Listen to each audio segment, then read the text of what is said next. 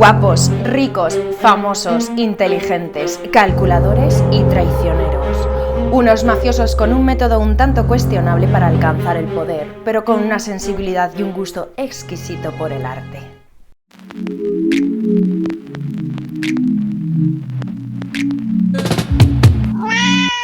Todos sabemos que el Renacimiento no habría sido lo mismo sin ellos. Una familia de origen modesto, posiblemente de médicos, que de ahí viene su nombre, que se inició en la banca y en la política utilizando todos los medios a su alcance para convertirse en la dinastía más poderosa e influyente sin precedentes en la historia.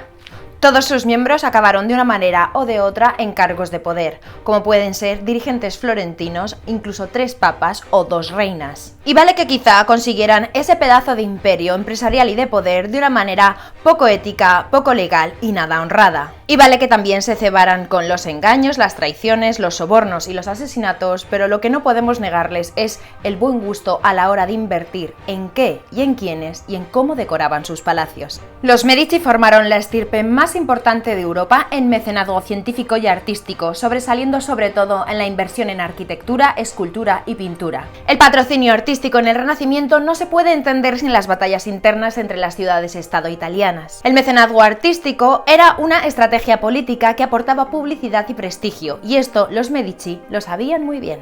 El primero de los Medici que se lanzó al patrocinio financiero de artistas fue Juan di Bocchi di Medici, un banquero medieval que con el poco dinero que le dejó su padre en herencia restauró la economía familiar haciendo transacciones con las ciudades italianas del norte, transformándose en uno de los más ricos de Europa. Y con esas grandes masas de dinero decidió invertir parte de ellas en la reconstrucción de la Basílica de San Lorenzo de Florencia, o al ver el talento de Masaccio decidió transformarse en su patrocinador. Más tarde su hijo Cosme de Medici, apodado el Viejo, fundó la dinastía política familiar, pero sobre todo revolucionó el concepto de mecenas, apostando por pintores como Fra Angelico, escultores como Donatello, pero sobre todo su órdago a la grande fue cuando apostó por un joven desconocido e innovador arquitecto, Brunelleschi. Este joven arquitecto llamado Brunelleschi era un tío bastante innovador y súper poco conocido que jamás había construido nada y traía unos conceptos totalmente revolucionarios sobre arquitectura. El problema que tenía Florencia por aquel entonces es que había sido demasiado pretenciosa al construir una mega catedral a la que era imposible coronar con una cúpula con los métodos tradicionales. No podían terminar la cúpula de la catedral porque el tambor tenía un diámetro tan sumamente grande y con una altura tan elevada que ni en toda Italia tendrían la madera suficiente para construir todos los andamios necesarios. Llevaba años sin terminarse y esto traía muchísimo desprestigio a la ciudad. Una ciudad sin catedral no era una ciudad. Y Cosme sabía perfectamente que si él conseguía terminar aquella catedral, se coronaría de gloria y prestigio. Decidió entonces apostar por ese joven e innovador arquitecto Brunelleschi y se embarcaron en terminar la cúpula de la Catedral de Santa María de Fiore. Filippo Brunelleschi se inspiró en el Panteón romano para sacar sus ideas de la construcción de su doble cúpula. Brunelleschi se fijó en el pasado más antiguo y consiguió construir la cúpula de la catedral sin andamios. Como Filippo Brunelleschi y Cosme de Medici consiguieron juntos acabar la catedral de Santa María de Fiore, se convirtieron en los tíos más famosos de toda Italia por aquel entonces.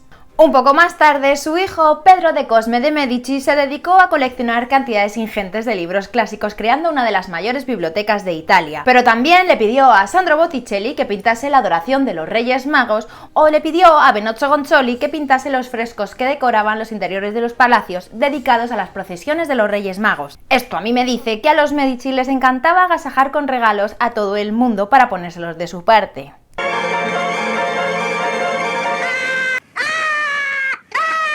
Muy listos ellos.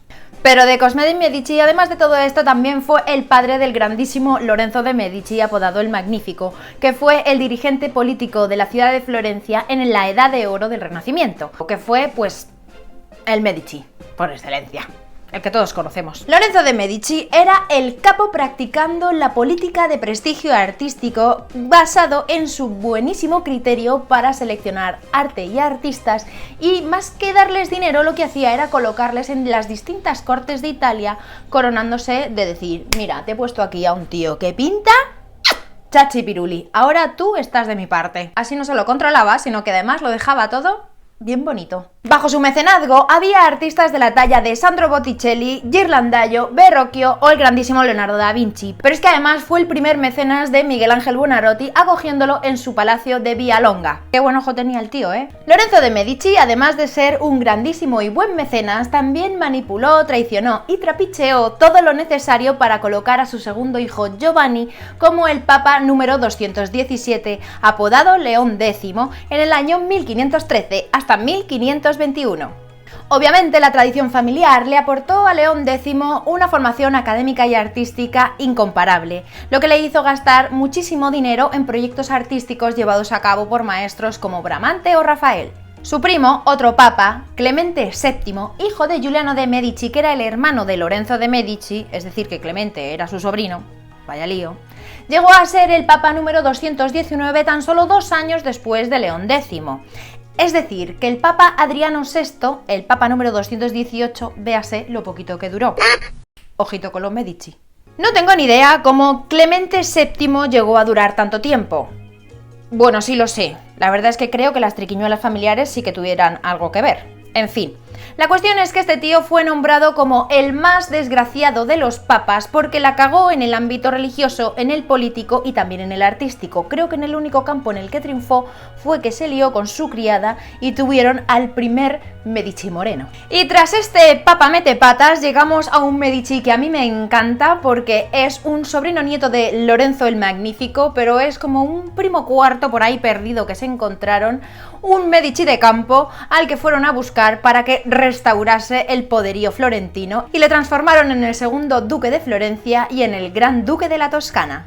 En resumen, este tío fue el último gran dirigente del Renacimiento italiano que hizo un mogollón de cosas en todos los sentidos. Por ejemplo, promocionó la Universidad de Pisa, extendió Florencia para controlar la Toscana y Siena, creó un ejército y una flota florentina que participó en la batalla de Lepanto, donde nuestro querido Miguel de Cervantes perdió una mano.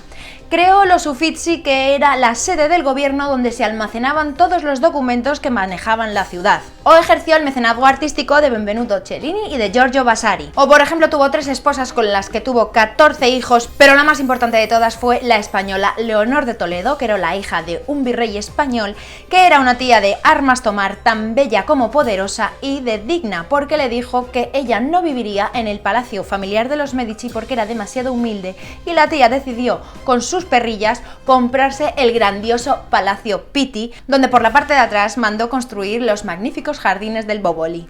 Pero con lo que yo me quedo y lo que más me mola de todo lo que hizo Cosme I de Medici fue con el encargo que le hizo a Giorgio Vasari en 1565, el corredor vasariano. Un pasaje secreto oculto en las alturas de los edificios del centro de la ciudad de Florencia de más de 500 metros de extensión que conectaba el Palacio Vecchio con el Palacio Pitti, pasando por la Galería de los Uffizi y por el Ponte Vecchio. Resulta que Cosme I había llegado al poder de una manera ilegítima por no pertenecer a la primera línea de sangre de los Medici, y entonces vivía totalmente agobiado pensando en que en cualquier momento le iban a asesinar para arrebatarle el poder, ya que no estaba tan preparado como los primeros Medici.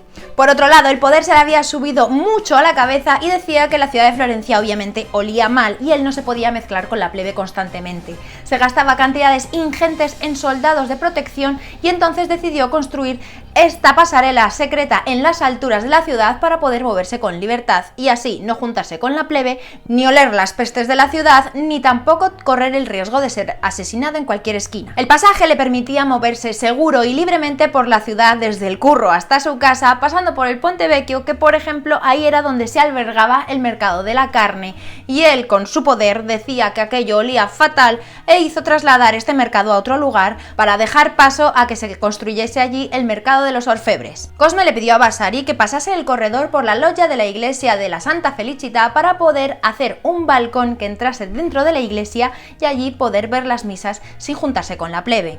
Este no fue el único problema al que Giorgio Vasari se tuvo que enfrentar en la construcción del corredor, puesto que a su paso por la Torre Manelli, debido a su increíble valor histórico más la oposición obvia de la familia que vivía allí, no pudo destruir la torre. Tuvo que hacer que la pasarela rodease dicho edificio. Bueno, hoy en día si quieres visitar el corredor vasariano es una auténtica maravilla, pero lo tendrás que hacer como por partes, porque por un lado está el Ponte Vecchio, que está lleno de tiendas y joyerías. Por otro lado tienes la galería famosísima de los Uffizi, donde se almacenan toda la colección de obras pictóricas de los Medici, y luego tienes otra parte de recorrido hecho por un guías turístico al que llaman el recorrido del príncipe.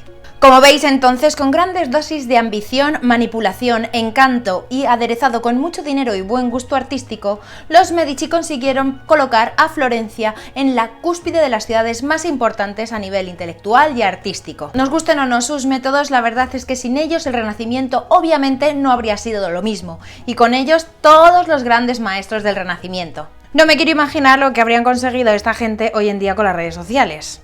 Miedo me dan. Y bueno, hasta aquí el vídeo de hoy, espero que os haya gustado, entretenido, que hayáis aprendido algo. Si os ha gustado, darme un like para hacérmelo saber, compartir el vídeo en todas vuestras redes sociales para hacer llegar el arte a mucha más gente, suscribiros al canal si no lo habéis hecho todavía y comentar abajo en comentarios todo lo que queráis. Y sígueme en todas mis redes sociales porque distribuyo todo el contenido que genero de historia del arte en todas ellas. Sobre todo en Instagram soy muy activa haciendo posts y juegos de historia del arte.